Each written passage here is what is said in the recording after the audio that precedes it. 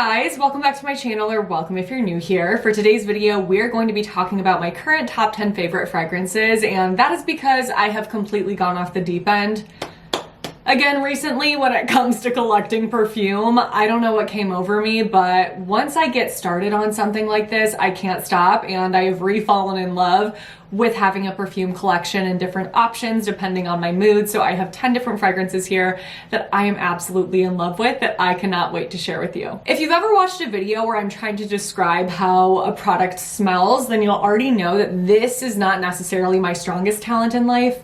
We'll just say that, but I did look up the fragrance family and notes of all of these perfumes so I can quickly talk through that. And I also forced myself to think of a little description of each of these, just like the vibe it gives off and what it reminds me of, so that hopefully you can figure out which of these perfumes is going to be the absolute best fit for you and really get a true feel for each of them. So I'm gonna do my best, give it a good college try, but you guys already know I struggle a little in this department. So before we jump into my top 10, please don't forget to give this video a thumbs up, subscribe to my channel if you haven't already, click on that notification bell, and drop a comment below letting me know what your favorite fragrance is. Thank you so much for doing all of those things. It really helps to support my channel, so I appreciate you so much. And if you need anything from me at all, it's always listed in my description box below, including Lightroom preset filters for editing your Instagram photos, my SPF merch, discount codes, links to all of these perfumes, and all of my favorite products of all time. All right, let's jump into it. The first perfume is from Oribe, and I don't even slightly know how to pronounce the name of this, so I feel like it's offensive for me to even try because it's going to sound a million times more beautiful than whatever I try to do. But Côte d'Azur, come on, I know it's not that, but sure, close enough. So this is actually the signature fragrance that is in all of Oribe's hair care products, and it smells divine. If you've used Oribe hair care products before, then you already know they smell absolutely unreal. So good. So this scent was actually created by Tom Ford, which I think is really cool. And also, side note, I love this bottle. It's so beautiful. The glass, the little wood looking cap, stunning to have as a display on a vanity. But this is an amber floral fragrance, and it has notes of Calabrian bergamot, white butterfly jasmine, and sandalwood.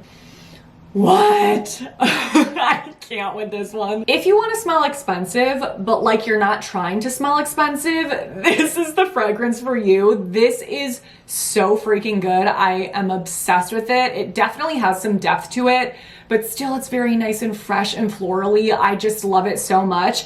And allegedly, this is Meghan Markle's favorite perfume, or one of them. So like, regal, you know?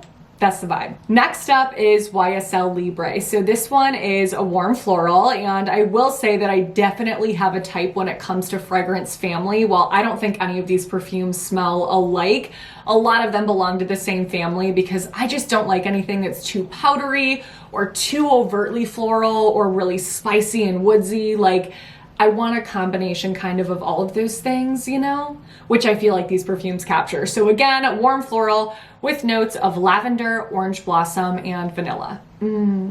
I feel like this one is the perfect balance between floral and vanilla. So if you're someone that really loves both of those scents, but you don't want something to smell predominantly floral or predominantly vanilla, like you want a nice harmony between the two, this is going to be the one for you. It's so nice. And the lavender and the orange add a really nice pop of brightness to it, so that muskiness isn't overwhelming. Again, but it's like perfectly harmonized together. Oh, it's so good. Next is Versace Bright Crystal. This one makes me laugh because I talked to my mom about perfumes because she's super into them as well. Definitely knows much more than I do about fragrances. So I was telling her that I was including this in this video, and she told me that it was outdated, but I'm still gonna include it because I like it. So Versace Bright Crystal is a fresh floral with notes of yuzu, lemon, peony, and musk. Listen, she might be outdated, but I think she smells absolutely amazing. So this one is very bright and fresh and definitely has a little bit more citrus in it than those first two fragrances. So I really like that about it. It just feels like the perfect daytime sunny day fragrance. If you're really not into the warm, deep, spicy scents, if that kind of sounds like your worst nightmare, you're gonna love this because it's basically the polar opposite of that. Next up is Viktor&Rolf Flowerbomb. So this one is warm and spicy with notes of jasmine, orange blossom, and patchouli. Before I actually smelled this, I always assumed I wouldn't like it because of the name of it, Flowerbomb. I thought it would smell intensely floral like a garden or something, and I just don't love fragrances like that on myself. So I was very pleasantly surprised when I did finally smell it because it's not like that at all. It actually has this kick to it that's really warm and spicy and nice, and I really enjoy that about it. So a little bit more depth. If you do love something that has that spicy kick but you don't want it to smell too peppery, then I think that you'll really, really like this one. Next is definitely the most eye-catching bottle that I own. It's a stiletto. I love it. So fun. So this is Carolina Herrera Good Girl. It is a warm floral with notes of tuberose, jasmine, and tonka bean. This is such a cozy fragrance. Oh my goodness. It is on the sweeter side, but it's not an overwhelming sweetness where it's sugary or anything like that. It's just this hint of sweetness, but there's still a ton of warmth to it. And I would say it definitely smells more like vanilla than it does floral. Oh my gosh, this is the perfect fall and winter fragrance because it just makes you feel like you want to wrap up in a blanket. I love this one. I've been wearing it a lot lately. Then we have Valentino Donna, born in Roma. Am I saying that right? That's kind of a weird name.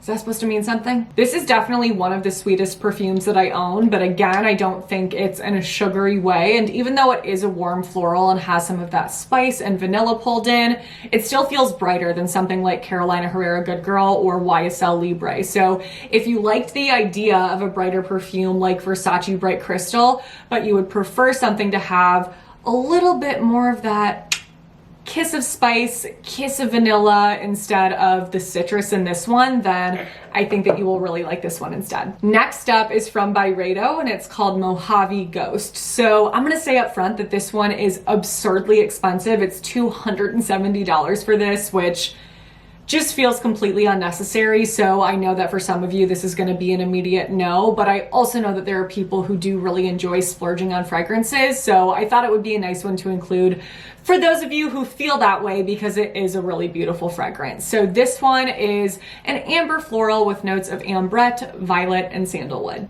Yum. Oh my gosh, I just don't have any other perfumes that smell like this. It's definitely unique to my collection. Not that any of these smell alike again, but especially this one, I just feel like there's something really unique about it because it has a woodsy element, but it still is really crisp at the same time. It's kind of difficult to describe. What I would say is if you want something that is perfectly in between bright and deep and you want to splurge, Byredo Mojave Ghost. Also, I love that this has a little magnetic lid. You know, it's kind of fun. For $270, I would like to have fun while I open and close my perfume. Next is the perfume that I was exclusively loyal to for at least 6 to 7 years. This is all I wore. I was obsessed with it. It really was my signature scent and I always got compliments on it. So many of my friends ended up purchasing it because it is so, so good. So this is definitely another that's a little bit outdated. Mom, I'm sorry, but I still love it. I'm always going to love it because I wore it for so long. So this is from Bvlgari and this is their Omnia Crystalline fragrance. So they do have different fragrances that have this same shaped bottle. They just have different colors around the edges. So this is just the silver one. So this is also a warm floral and it has notes of bamboo and lotus blossom. Wait a minute.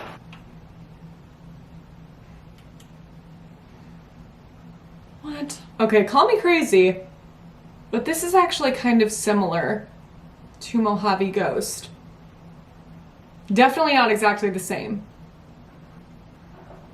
And this one's only $88. I would also describe this as a bright, fresh fragrance with a little bit of a woodsy element tied in, maybe just not as much of the woodsiness as that Mojave Ghost. I feel like this one definitely has a little bit more of a fruity element than Mojave Ghost because there's also notes of nashi pear in this. It just gives it this juiciness, this ripe juiciness. You know? You guys don't know. I love it. I'm always going to love it, and it now feels very nostalgic to me, so that's obviously part of the reason for that, but It's just so good. Second to last, we have Tom Ford Black Orchid. I also am obsessed with this packaging. So beautiful.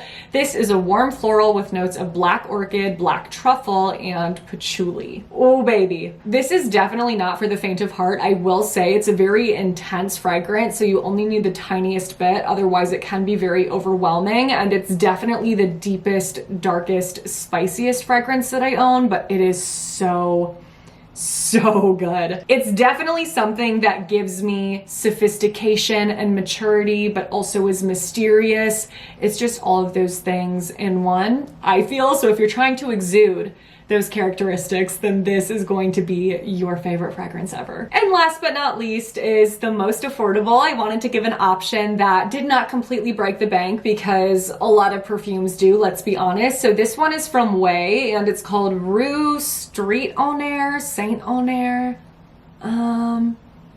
I don't know. But this is a fresh floral with notes of violet, gardenia, and musk. So if you love a very fresh, springy fragrance, this is going to be for you. It's definitely the most predominantly floral fragrance that I own, which I know I said I don't love, but I feel like this one is just done really well. It's floral in such a nice way. It's very feminine, it's flirty, and I think that it's really, really nice. So this also has a cute little magnetic top. Come on.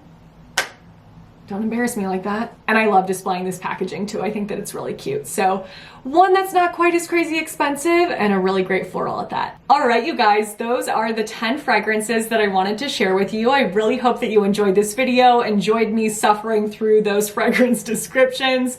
That is everything. You'll have to let me know in the comments below. Do you own any of these perfumes? Are you going to pick one up after watching this video? If so, as always, they will all be listed and linked in order of mention in my description box below. If there's another perfume that you think I need to try based on what I said I enjoy, please let me know that as well.